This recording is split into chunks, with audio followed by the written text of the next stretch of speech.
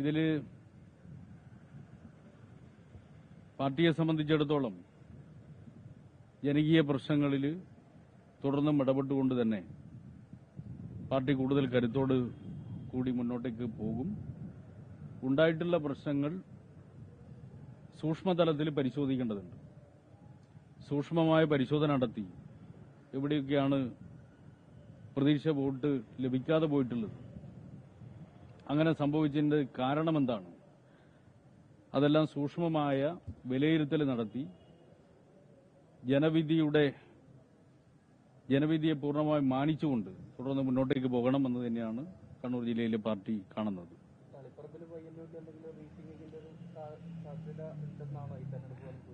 അല്ല, റീതിങ്കിങ്ങിന്റെ ഒരു പ്രശ്നമല്ലല്ലോ.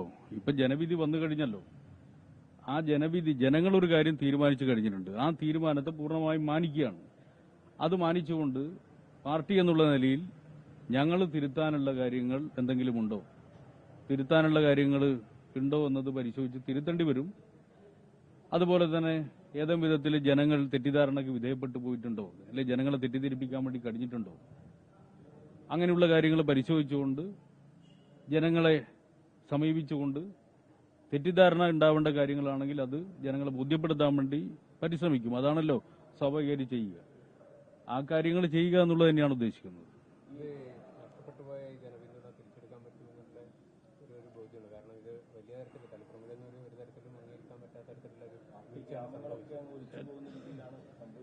അല്ല, അത് ശരിയാണെന്ന് എനിക്ക് തോന്നുന്നില്ല. അതിൽ ചിലയിടങ്ങളിൽ നിഷേധ വോട്ട് വന്നിട്ടുണ്ട് എന്നുള്ളത് വളരെ ശരിയാണ്. ആ നിഷേധ വോട്ടിന്റെ കാരണങ്ങളെ സംബന്ധിച്ചുള്ള വിശദമായ പരിശോധന പാർട്ടി നടത്തും. ഞങ്ങളെ പാർട്ടി ജനങ്ങളിൽ നിന്ന് പഠിക്കുകയും ജനങ്ങളുടെ ഇടയിൽ പ്രവർത്തിക്കുകയും ജനങ്ങളെ കാര്യങ്ങൾ പറഞ്ഞ് ബോധ്യപ്പെടുത്താൻ വേണ്ടി ശ്രമിക്കുകയും ചെയ്യുന്ന പാർട്ടിയാണ്. അപ്പം ആ നിലയിൽ തന്നെ പാർട്ടി മുന്നോട്ടേക്ക് പോകും. ഇതിനു മുമ്പും പല രീതിയിലുള്ള തിരിച്ചടികൾ ഉണ്ടായിട്ടുണ്ട്. പാർലമെന്റ് തെരഞ്ഞെടുപ്പ് ഘട്ടത്തിൽ വലിയ തിരിച്ചടി ഉണ്ടായിട്ടുണ്ട്. ആ തിരിച്ചടിയെ മറികടക്കാൻ വേണ്ടി പാർട്ടിക്ക് കഴിഞ്ഞിട്ടുണ്ട്. അപ്പോൾ ഈ തിരിച്ചടിയെ, അതിന്റെ കാര്യകാരണങ്ങളെ സംബന്ധിച്ച് വളരെ വിശദമായിട്ടുള്ള പരിശോധന നടത്തിക്കൊണ്ട് തിരുത്തേണ്ട കാര്യങ്ങൾ തിരുത്തി ജനവിധിയെ മാനിച്ചുകൊണ്ട് പാർട്ടി മുന്നോട്ടേക്ക് പോകും.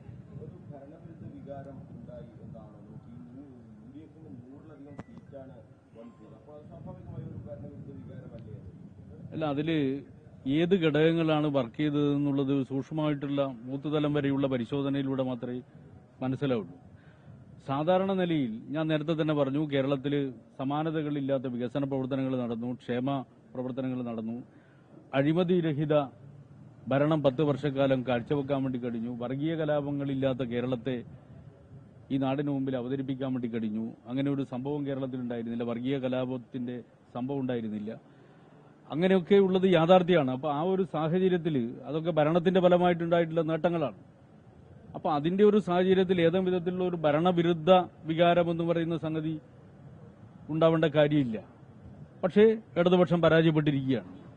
അപ്രതീക്ഷിതമായ വിധത്തിൽ വലിയ പരാജയം ഇടതുപക്ഷം നേരിടേണ്ടി വരുന്ന ഒരു സ്ഥിതി ഉണ്ടായിട്ടുണ്ട്. അപ്പൊ അതിന്റെ വിശദമായിട്ടുള്ള കാര്യങ്ങൾ സൂക്ഷ്മതലത്തിൽ പരിശോധിച്ചുകൊണ്ട് ആവശ്യമായിട്ടുള്ള തീരുമാനങ്ങൾ എടുക്കുകയാണ് ചെയ്യുക.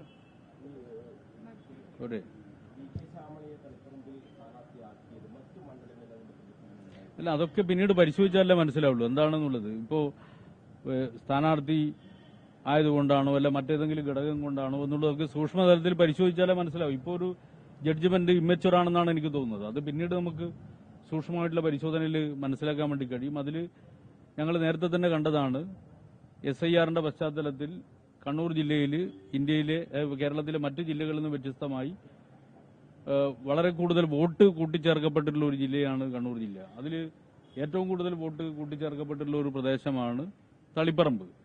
അപ്പോൾ അങ്ങനെയുള്ള ചില പ്രശ്നങ്ങളുണ്ട്. പക്ഷെ അതുമാത്രമല്ല, വ്യത്യസ്ത ഘടകങ്ങളുണ്ട്. അതെല്ലാം സൂക്ഷ്മമായി പരിശോധിച്ചതിന് ശേഷം മാത്രമേ അത് സംബന്ധിച്ചൊരു നിലപാട് പറയാൻ വേണ്ടി കഴിയുള്ളൂ.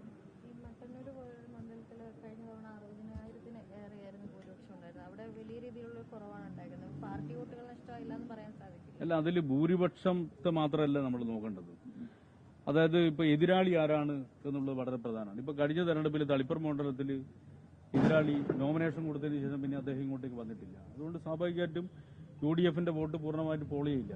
അങ്ങനെ വരുന്ന സമയത്ത് എതിരാളി ദുർബലമായി നിൽക്കുന്ന സമയത്ത് സ്വാഭാവികമായിട്ടും ഭൂരിപക്ഷം വലിയ നിലയിൽ കൂടുതൽ ഉണ്ടാവും എന്നുള്ള കാര്യത്തിൽ സംശയമില്ല. സമാനമായ സാഹചര്യമായിരുന്നല്ലോ കഴിഞ്ഞ തവണ മട്ടന്നൂർ മണ്ഡലത്തിൽ ഉണ്ടായിരുന്നു. എതിരാളി ദുർബലമായതുകൊണ്ട് തന്നെ എതിരാളിക്ക് ഇപ്പോൾ ആദ്യമായിട്ടാണ് എനിക്ക് തോന്നുന്നത്, ഈ അടുത്ത കാലത്ത് ആദ്യമായിട്ടാണ് കോൺഗ്രസിന്റെ കൈപ്പത്തി ചിഹ്നത്തിലൊരു സ്ഥാനാർത്ഥി മട്ടന്നൂർ മണ്ഡലത്തിൽ മത്സരിക്കുന്നത്. അപ്പോൾ സ്വാഭാവികമായിട്ടും UDFന്റെ വോട്ട് കൂടുതൽ പോൾ ചെയ്യപ്പെട്ടിട്ടുണ്ടാവും. അങ്ങനെ പോൾ ചെയ്യപ്പെടുന്ന സമയത്ത് സ്വാഭാവികമായിട്ടും ഭൂരിപക്ഷത്തിലെ വ്യത്യാസമുണ്ടാവും. ഭൂരിപക്ഷത്തിലുള്ള വ്യത്യാസമല്ല നമ്മൾ നോക്കേണ്ടത്. കഴിഞ്ഞ തവണ കിട്ടിയ വോട്ട് കുറഞ്ഞു.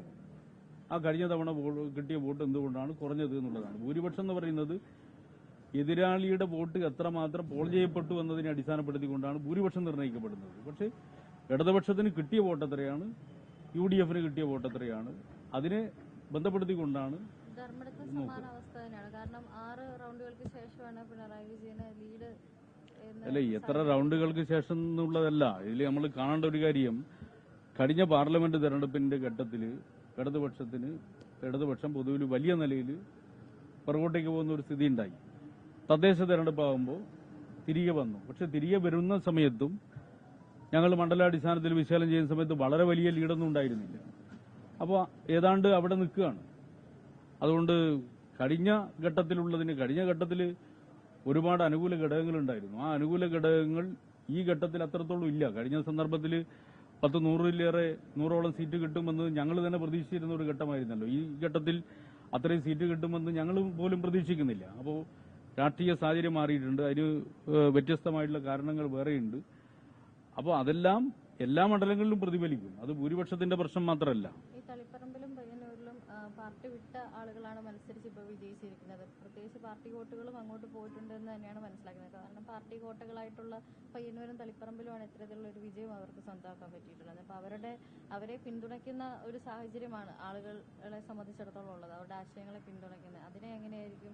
അത് ഞാൻ പറഞ്ഞല്ലോ, സൂക്ഷ്മതലത്തിൽ പരിശോധിക്കേണ്ടതായിട്ടുണ്ട്. 2 പ്രശ്നങ്ങളുണ്ട്. ഇപ്പൊ ജനങ്ങള് ഇതിൻ്റെ അകത്ത് ഇപ്പൊ പാർട്ടിയെ കൂടെ നിൽക്കുന്ന ആളുകൾ വ്യത്യസ്തമായിട്ടുള്ള ഒരു നിലപാട് സ്വീകരിച്ചിട്ടുണ്ടെങ്കിൽ സൂക്ഷ്മമായ പരിശോധനയിലേ മനസ്സിലാവുള്ളൂ. അങ്ങനെയുണ്ടെങ്കിൽ എന്തുകൊണ്ടാണ് അത് സംഭവിച്ചത്? അത് പാർട്ടി എന്തെങ്കിലും തിരുത്തേണ്ടതായിട്ടുണ്ടോ? പരിശോധിച്ച് പാർട്ടി തിരുത്തേണ്ട കാര്യങ്ങൾ പാർട്ടി തിരുത്തും. എന്നാൽ അതേ സമയത്ത് എതിരാളികൾ വലിയ നിലയിൽ തെറ്റിദ്ധാരണ ഉണ്ടാക്കുന്ന വിധത്തിലുള്ള പ്രചരണം പല രീതിയിലും നടത്തിയിട്ടുണ്ടാവും. അപ്പോൾ അങ്ങനെ തെറ്റിദ്ധാരണ ഉണ്ടാക്കുന്ന വിധത്തിലുള്ള പ്രചരണമാണോ? ആ തെറ്റിദ്ധാരണക്ക് വിധേയപ്പെട്ടു വൈകാരികമായിട്ടുള്ള നിലപാട് എവിടെയെങ്കിലും സ്വീകരിക്കപ്പെട്ടിട്ടുണ്ടോ? ഉണ്ടെങ്കിൽ ആ കാര്യങ്ങൾ പറഞ്ഞ് ജനങ്ങളെ ബോധ്യപ്പെടുത്താൻ വേണ്ടി ഞങ്ങൾ ശ്രമിക്കും. 2 രീതിയിലാണ് അതിനെ സമീപിക്കുക. ഇതിന്റെ ഈ സുനാമിക്കുള്ള അഴീക്കോട് വിജയം അതെങ്ങനെയാണ് കാണുന്നത്? അത് അവിടെ എന്താണ് സംഭവിച്ചത്? ഈ കാര്യങ്ങളൊന്നും എന്തുകൊണ്ട് അഴീക്കോട് പ്രകടമായില്ല? അല്ല, അഴീക്കോട് പോലെ തന്നെ എല്ലാ മണ്ഡലങ്ങളിലും സംഭവിക്കുമെന്നാണല്ലോ നമ്മളെല്ലാം സ്വാഭാവികമായിട്ടും പ്രതീക്ഷിക്കുന്നത്. അതുകൊണ്ട് ഓരോ മണ്ഡലങ്ങളിലും സൂക്ഷ്മമായിട്ടുള്ള വിശകലനം നടത്തി കഴിഞ്ഞാൽ മാത്രമേ അത് മനസ്സിലാവുള്ളൂ. അഴീക്കോട് മണ്ഡലത്തിൽ ഞങ്ങൾ ജയിക്കുന്നതാണ് കണക്കാക്കിയത്. ജയിക്കുമെന്ന് കണക്കാക്കിയതുപോലെ തന്നെ ജയിച്ചു. എന്നാൽ മറ്റു മണ്ഡലങ്ങളിൽ ഞങ്ങൾ ജയിക്കുമെന്ന് കണക്കാക്കിയ മറ്റ് ചില മണ്ഡലങ്ങൾ ജയിച്ചില്ല. അപ്പോൾ അത് അല്ല, അതെല്ലാം പിന്നെ ഞങ്ങൾ കണ്ണൂരിൽ ജയിക്കുന്നത് വേറെ ഒരുപാട് ഘടകങ്ങൾ ഒത്തുവരുമ്പോഴാണല്ലോ. അപ്പോൾ ഏതൊക്കെ ഘടകങ്ങൾ അനുകൂലമായി വന്നു, ഏതൊക്കെ അനുകൂലമായി വന്നില്ല എന്ന് നോക്കിയാൽ മാത്രമേ മനസ്സിലാവുള്ളൂ. ഇപ്പോൾ കണ്ണൂർ മണ്ഡലം എന്ന് പറയുന്നത് രാഷ്ട്രീയമായി ഇടതുപക്ഷത്തിന് ജയിക്കാൻ വേണ്ടി കഴിയുന്ന മണ്ഡലമല്ല കണ്ണൂർ അസംബ്ലി മണ്ഡലം. മറ്റു പല ഘടകങ്ങളും ഒന്നിച്ചു വരുമ്പോഴാണ് കണ്ണൂർ അസംബ്ലി മണ്ഡലത്തിൽ ജയിക്കുന്നത്. അത് ഞങ്ങൾ നേരത്തെ കണ്ടതാണ്. അഴീക്കോട് മണ്ഡലവും ഇടതുപക്ഷത്തിന്റെ വോട്ട് മാത്രം ലഭിച്ചാൽ ജയിക്കാൻ വേണ്ടി കഴിയുന്ന മണ്ഡലമല്ല. എന്നാൽ മറ്റു ചില ഘടകങ്ങൾ കൂടി ചേർന്ന് അഴീക്കോട് മണ്ഡലം ജയിക്കാൻ കഴിയുമെന്നായിരുന്നു ഞങ്ങളുടെ വിലയിരുത്തൽ. ആ വിലയിരുത്തൽ പൂർണ്ണമായി ശരിയായിട്ടുണ്ട്. എന്നാൽ എല്ലാ മണ്ഡലങ്ങളെ സംബന്ധിച്ചും അങ്ങനെ പൂർണ്ണമായി ശരിയായിട്ടില്ല. ശരിയാവാത്തത് സംബന്ധിച്ച് പ്രത്യേകമായിട്ടുള്ള പരിശോധന ഞങ്ങൾ നടത്തും.